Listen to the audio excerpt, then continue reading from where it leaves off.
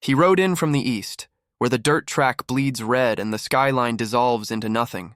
No fanfare, no warning, just a man on horseback, his coat wearing the weight of 100 miles, his hat pulled low enough to bury the upper half of his face in shadow. He halted in the dead center of the road and said nothing. He simply observed, across the way, a man was being hammered into the ground outside the saloon. 3 storefronts down, a shopkeeper was being dragged by his collar while everything he owned was stripped from his shelves behind him. The people of Deadwood didn't react. Survival had taught them that averted eyes were cheaper than broken bones. From the elevated porch of his office, Sheriff Elias Boone studied the newcomer with a different kind of attention. His jaw tightened, barely, but enough. He had encountered men shaped like this before. Men who moved through the world the way a storm moves, quiet and gathering, carrying something far more lethal than the iron at their hip. Afternoon pressed down hard. By the time the sun climbed to its peak, a crowd had been assembled in the street. Not voluntarily, by force. At the center of it stood a young woman named Ayanna. Her wrists and ankles were lashed to a rough wooden frame, rope wound so tight it had already opened the skin beneath. Every small movement sent fire racing through her limbs. Her breathing came in shallow, jagged pulls. Her eyes were stretched wide with terror, but somewhere underneath all of that, something in her core was still refusing to collapse. One of Victor Crow's enforcers, a black vulture man named Boone Cutter, pressed the barrel of his rifle under her chin and wrenched her head upward so the assembled crowd could see every inch of her face. "Take a good look," he said, wearing a grin that had never learned warmth. "This is what Victor Crow does to people who don't bow." Beside him, Harlan Pike tossed a coin into the dirt. "Anyone want to bet how long before she starts crying?" He laughed at his own ugliness. A hollow ripple of forced laughter spread through the outer edge of the crowd. Deadwood had learned when to laugh. It was a survival mechanism. Cost less than defiance. The stranger passed through the gathered people the way water finds stone, not bypassing it, moving through it. Unhurried, unshaken. He stopped 4 feet from the wooden frame and looked at Ayanna once. Briefly. The way a man studies a situation he has already made up his mind about. Boone Cutter stepped directly into his path, hand falling toward his holster. "Old man," he said, voice thick with threat. "You are standing somewhere you are going to deeply regret." The stranger didn't turn to face him. His eyes remained locked forward. "Let her go," he said. 2 words, flat and cold as iron left out in a January night. Nobody laughed. Nobody drew a breath too loudly. Harlan Pike found his footing first, sliding sideways with a smirk he was trying to make look sharp. "Or what, old-timer?" His tone was supposed to cut. Instead, it arrived brittle. The stranger turned his gaze then, not fast, not with drama, and regarded Pike the way a man regards something that has already reached its conclusion. "I don't repeat myself." Up on the porch, Sheriff Boone's hand closed around the grip of his revolver. He didn't draw. He didn't descend the steps. But his jaw locked tight enough to fracture teeth because he recognized the precise shape of the moment standing in front of him. The shape of what comes right before everything comes apart. The air went vacuum silent. Boone Cutter smiled slowly, rotating halfway toward the crowd as if this were a performance arranged for their entertainment. "Nobody gives orders in Deadwood," he announced, his voice carrying wide. "But today," the smile stretched further, "maybe we'll make an exception." Nobody understood his meaning until his hand moved. The shot that followed was single, clean, and final. Nobody witnessed the draw. One moment the stranger's hands hung loose at his sides. The next, Boone Cutter was lurching backward, clutching his midsection with both hands, folding into the dirt like paper being crumpled and discarded. Harlan Pike's instincts fired before comprehension arrived. He reached for his gun. He never cleared the leather. A second crack split the afternoon air. Pike stood perfectly motionless for one strange, unreal moment, a small, dark hole placed precisely in the center of his forehead. Then the ground rose to collect him. 2 men, 2 bullets. Elapsed time less than 3 seconds. The crowd didn't scream. They lurched backward in a single wave, some stumbling over each other, most far too stunned to produce sound. They had witnessed gunfights before. Deadwood consumed them the way it consumed everything. But this was not a gunfight. A gunfight implies 2 parties with a fighting chance. This was something categorically different. "That's enough." The voice arrived from the far side of the scattered crowd.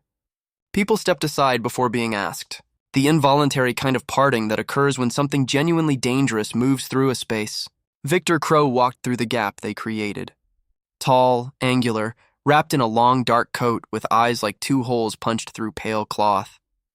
He examined the bodies without visible reaction, then turned that gaze to the stranger. "You killed 2 of my men." The stranger offered nothing back. He simply stood there, unhurried, like a man waiting on a train that has already decided to depart without him. Crow delivered a small, deliberate nod. 5 o'clock, he said. "Right here. This street." He moved closer, dropping his voice until the words belonged only to the 2 of them. "I'll put you in the ground while every soul in this town bears witness." He turned. His remaining men fell into formation at his back, their exit pulling that dense silence along behind it like a receding tide. The stranger holstered his weapon. He walked to the wooden frame, produced a blade, and cut each rope with clean, practiced strokes. Ayana's legs buckled the moment the last one fell slack. He caught her, firm and steady but without roughness. "Can you walk?" She didn't answer in words. She nodded. He guided her through the parting crowd. Eyes dropped as they passed. Nobody held his gaze. On the porch across the street, Sheriff Elias Boone hadn't moved from where he stood. But his hand was wrapped fully around the grip of his revolver now, and it was not letting go. Inside Martha Hale's saloon, the light was amber and worn. The smell of whiskey and sawdust and something older lived in the air. Conversation evaporated the moment the doors swung inward, and the stranger walked through, half supporting a young woman who looked like she had come through something no one in that room wanted to imagine. Martha Hale looked up from behind the bar. She was the kind of woman Deadwood produced exactly one of. The kind that even the black vultures acknowledged with a level of caution they extended to almost no one else. She assessed Ayana's condition without flinching, her eyes moving methodically across the rope wounds carving into wrists and ankles. "Table by the window," she said.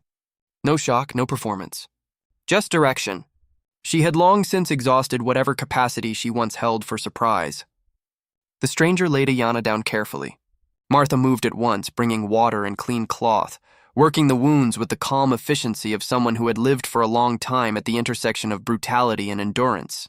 "She's fortunate the rope didn't go deeper," Martha murmured, partly to herself. "Cutter likes to make it last." The stranger said nothing. He stood watching for a beat, then turned and walked out without a word exchanged in either direction.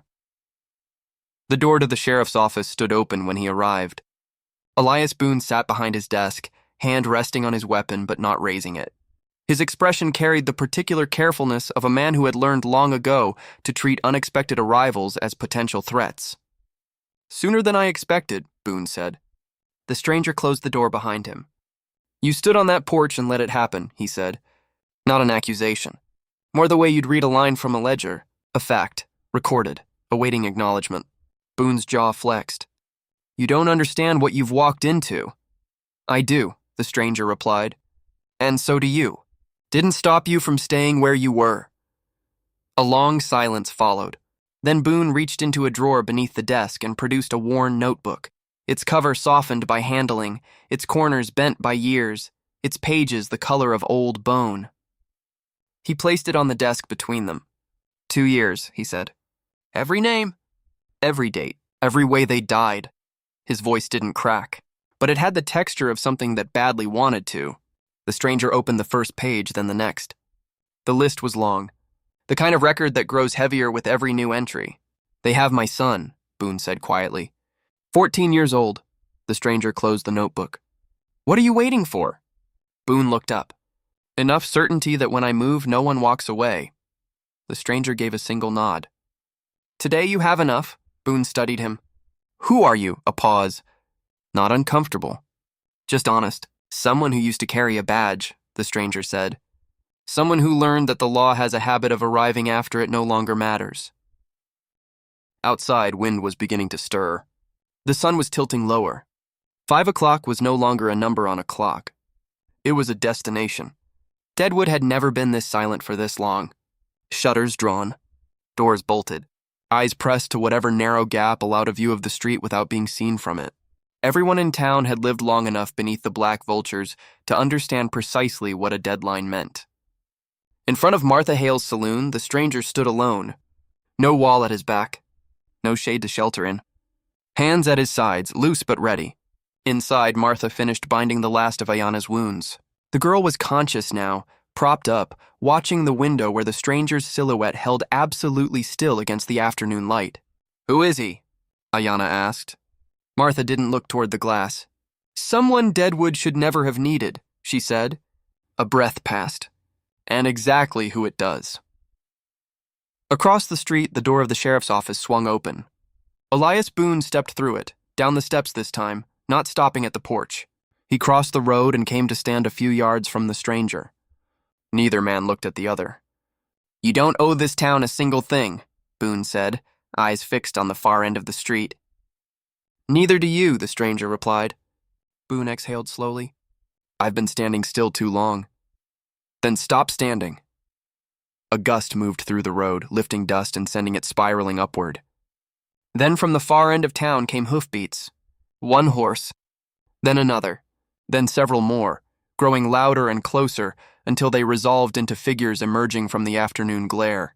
Victor Crow rode at the front. Long coat, hat low, expression carved from something that had forgotten the concept of doubt. Behind him, 6 black vultures fanned across the street as they entered, spreading to either side in a wide, well-rehearsed arc. They halted. Crow surveyed what was in front of him. Closed doors. Empty boardwalks. Not a soul visible. Something close to satisfaction moved briefly across his face. "You see," he said. "Not one person in this town believes you're walking off this street under your own power." The stranger said nothing. Crow moved forward. His voice dropped to something almost intimate.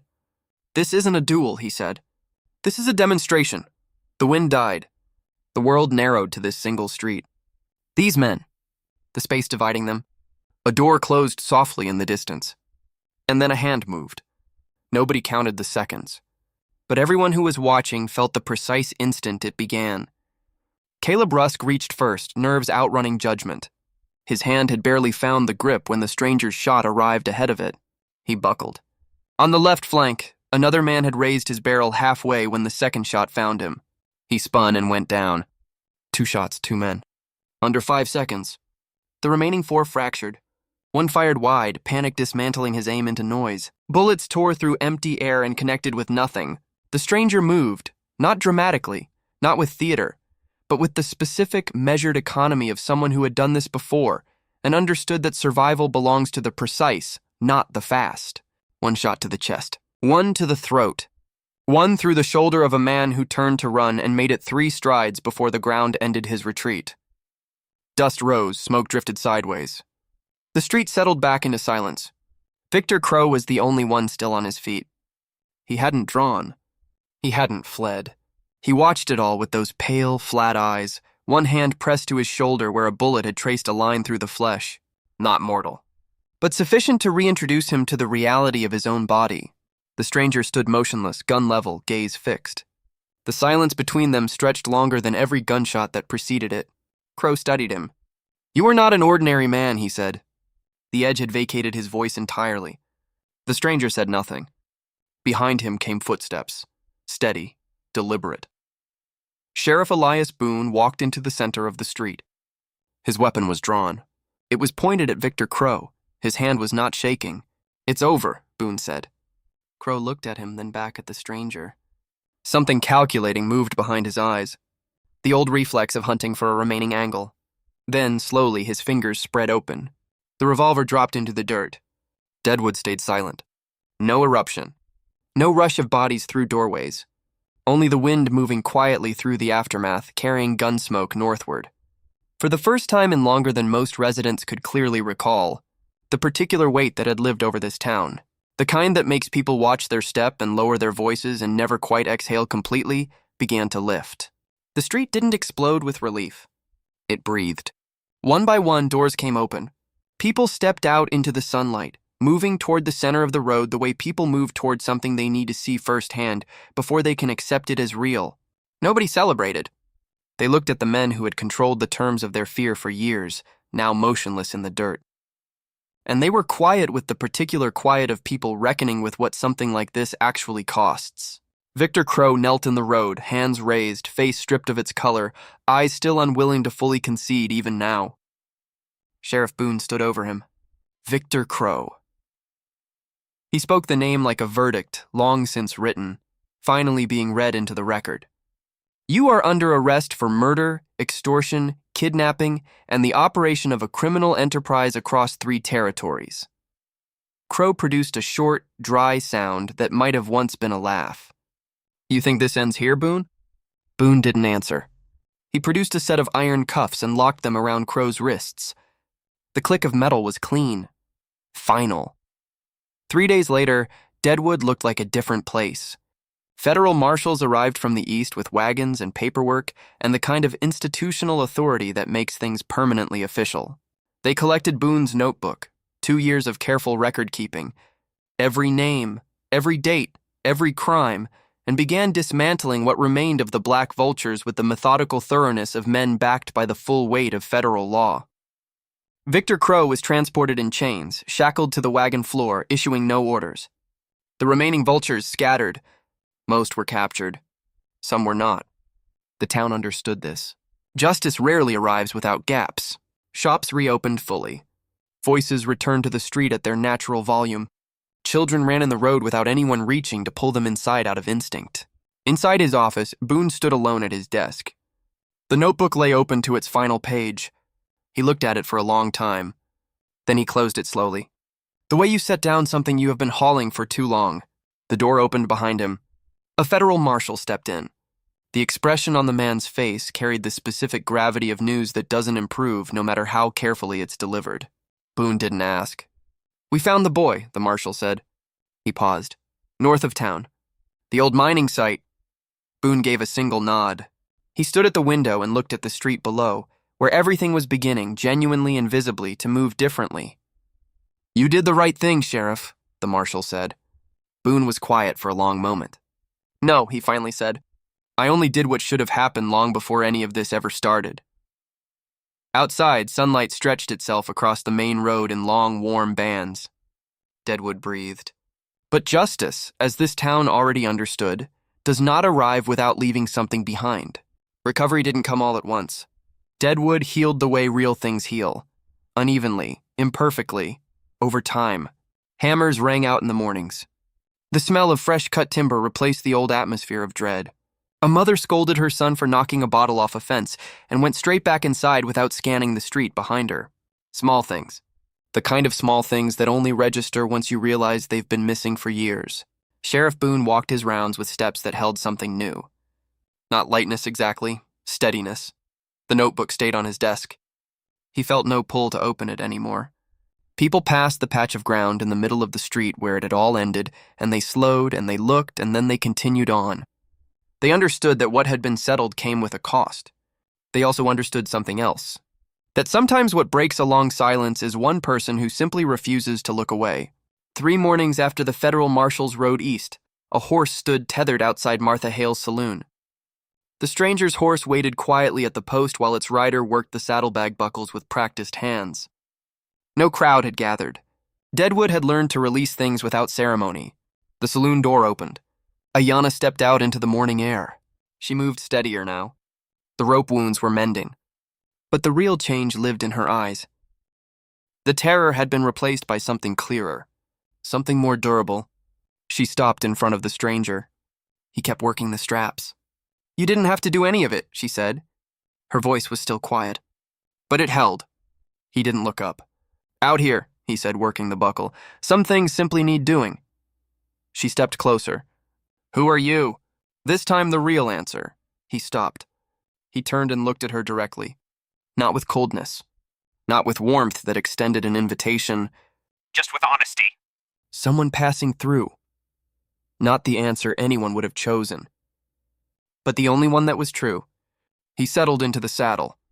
The horse moved forward, steady, unhurried, carrying him north, away from Deadwood and everything it carried, toward a road that turned red in the morning light and eventually surrendered to open horizon. Sheriff Boone watched from the far end of the street. He didn't wave. He didn't call out. He gave a single nod when the distance had already made words irrelevant. He understood that certain people aren't built for staying, that asking them to stay would destroy the very thing that made them matter. The figure grew smaller against the northern landscape. The dust rose and thinned. Then he was gone. Deadwood returned to its mourning. New faces would arrive. New trouble would follow. The West had never run short of either. But this story, the one about the afternoon a rider came in from the red dust and stood in the center of a street that had forgotten what standing upright looked like. That story would remain, not carved into anything permanent, not entered into any official record, just carried quietly by the people who had been standing in that street when it happened.